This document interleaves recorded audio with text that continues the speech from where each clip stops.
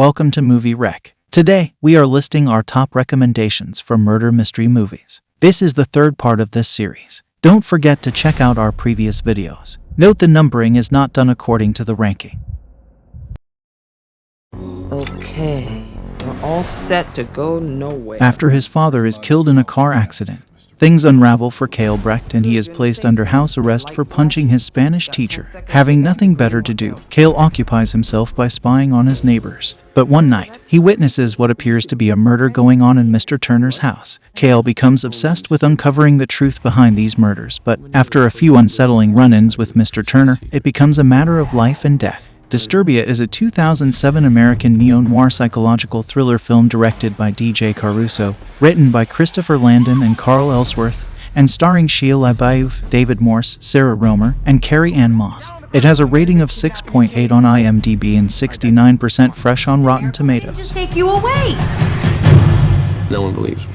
I know what I saw. When this house was first built, this main house and the garage weren't connected. What would he need that for?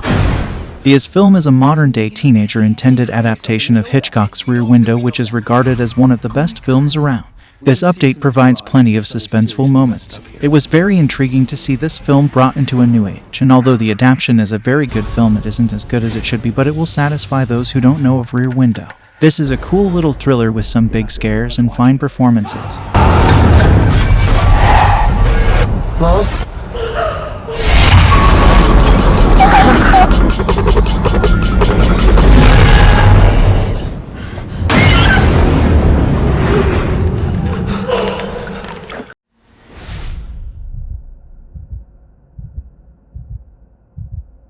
Ratchasaan, translated Demon, is a 2018 Indian Tamil language slasher psychological thriller directed by Ram Kumar. The film stars Vishnu Vishal, Amala Paul, and Saravanan, while Kali Venkat, Vinodhini Vaidyanathan, and Ramdas play supporting roles. The film features music and background score composed by Gibran, cinematography by P.V. Shankar, and editing by Sen Lokesh.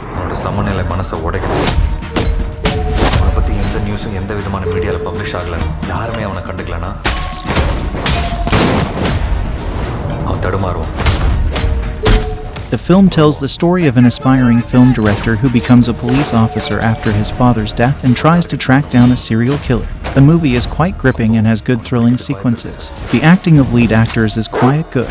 The story has few unexpected twists. They have avoided unnecessary violence or display of gore for such type of movies. Ratchasaan is a competent thriller for the most part. There is a tautness to the storytelling, especially until the interval block, that keeps us hooked.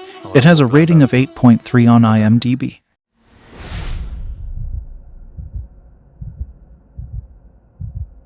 "12 Angry Men" is a 1957 American courtroom drama film directed by Sidney Lumet, adapted from a 1954 teleplay of the same name by Reginald Rose. The film tells the story of a jury of 12 men as they deliberate the conviction or acquittal of a teenager charged with murder on the basis of reasonable doubt. Disagreement and conflict among them force the jurors to question their morals and values. It stars Henry Fonda, Lee J. Cobb, Ed Begley, E.G. Marshall, and Jack Warden. It's about right, maybe a little more. Okay, a little more.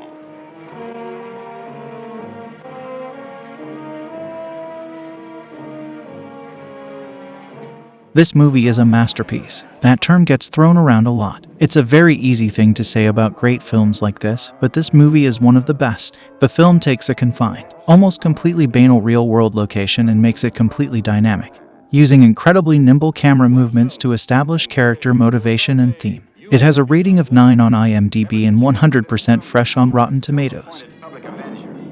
Shut up. You're a sadist. 12 men turned into 12 clawing animals.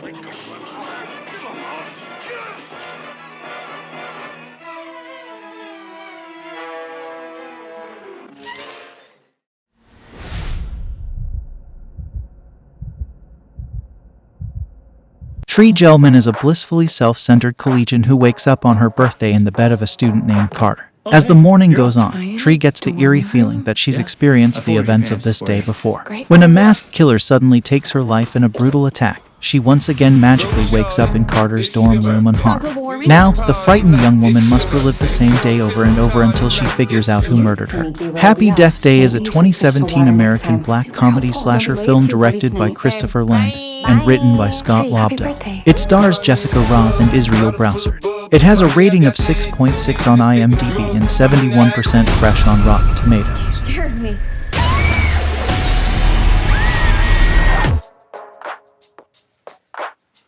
Hey, you're up. Look, I know this isn't gonna make any sense. On another level, Happy Death Day is a low-key celebration of cinema.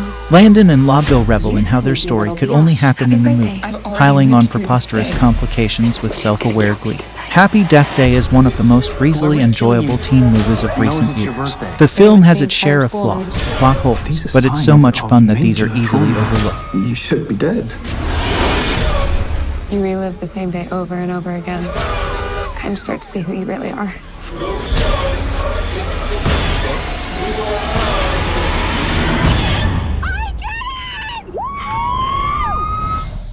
All units, we've got a 187.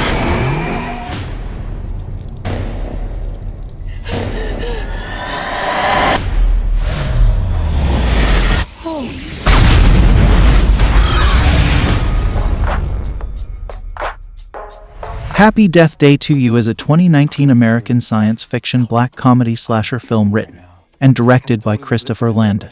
A sequel to 2017's Happy Death Day, it stars Jessica Rae, Israel Browsard, Suraj Sharma, and Steve Zissou. It has a rating of 6.2 on IMDb and 71% fresh on Rotten Tomatoes. It's a good movie for fans of horror comedy. Rae and Browsard, amongst others, did a good job of reprising their roles in the second installment of Happy Death Day to You.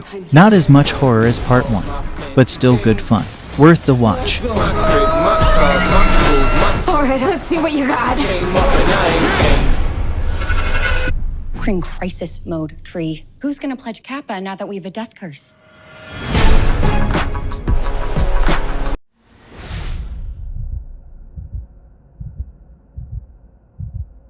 Disgraced financial reporter Mikael Blomkvist finds a chance to redeem his honor after being hired by wealthy Swedish industrialist Henrik Vanger to solve the 40-year-old murder of Vanger's niece Harriet.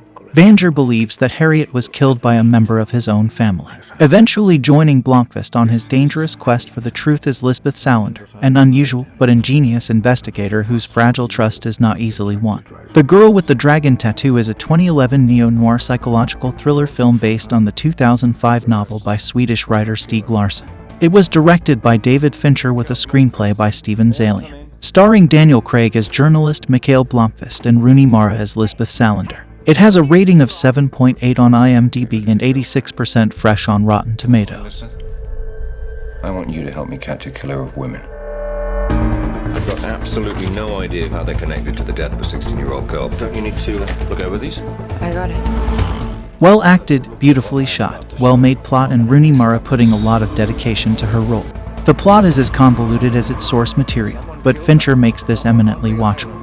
The Girl with the Dragon Tattoo is a cold, dark, captivating thriller that will make you immediately interested.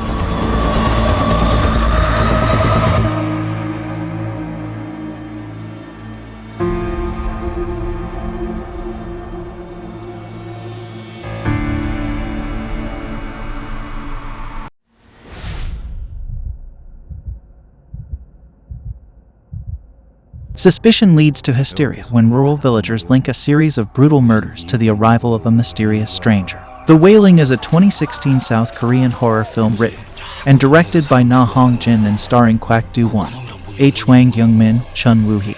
It has a rating of 7.4 on IMDb and 99% fresh on Rotten Tomatoes. 여기서 다 죽여본댔어. 직접 본 거야? 한번 봤지.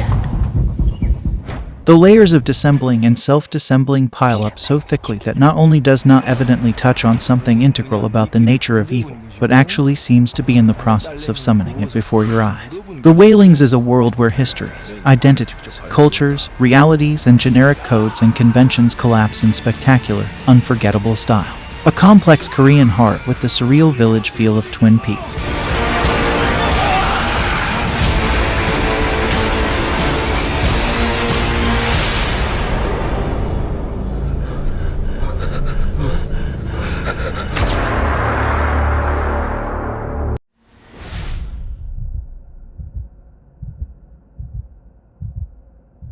Hitman Jeff Costello goes through an elaborate set of rituals before carrying out a hit on a nightclub owner. Always thorough and cool in his job, Costello is disconcerted to discover a witness to the killing, the club's female piano player. But before he can act, the police arrest him in a sweep of suspects. Released when the main witness does not come forward, Costello goes from being the hunter to the hunted, trailed by the determined police as well as his crime bosses.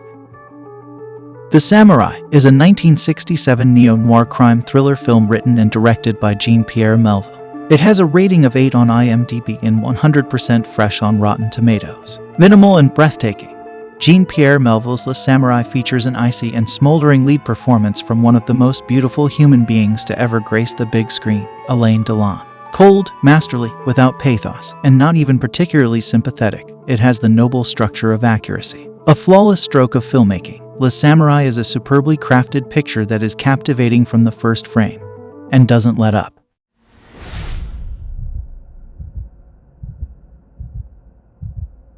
When retiring police detective William Somerset tackles a final case with the aid of newly transferred David Mill, they discover a number of elaborate and grisly murders. They soon realize they are dealing with a serial killer. Seven is a 1995 American neo-noir psychological crime thriller film directed by David Fincher and written by Andrew Kevin Walker. It stars Brad Pitt, Morgan Freeman, Gwyneth Paltrow, Kevin Spacey, and John C. McGinley. It has a rating of 7.7 on IMDb and 90% fresh on Rotten Tomatoes.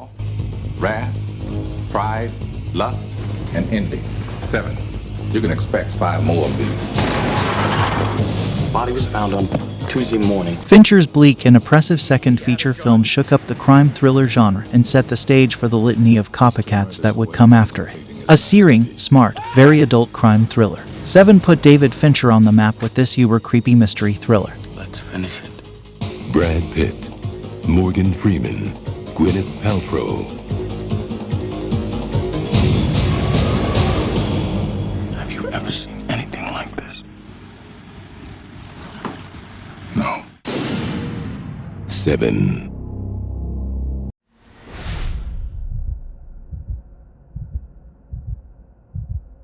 In the late 1960s and 1970s, fear grips the city of San Francisco as a serial killer called Zodiac stalks its resident.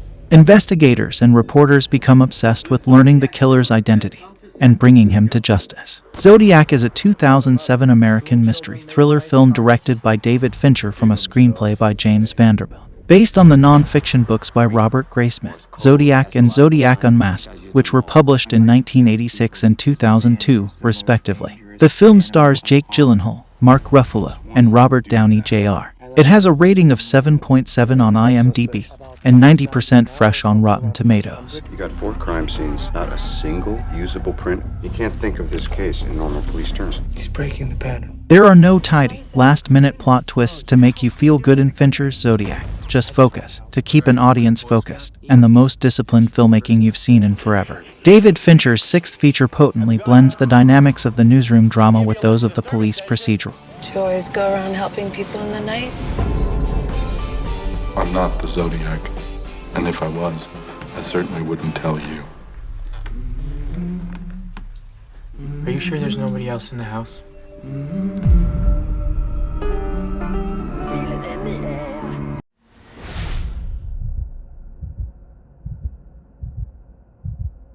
Memories of Murder is a 2003 South Korean crime thriller film co-written and directed by Bong Joon-ho. It is loosely based on the true story of Korea's first confirmed serial murders, which took place between 1986 and 1991 in Hwaseong, Gyeonggi Province. Song Kang-ho and Kim Sang-kyung star as Detective Park and Detective Seo, respectively, 2 of the detectives trying to solve the crimes. It has a rating of 8.1 on IMDb and 95% fresh on Rotten Tomatoes.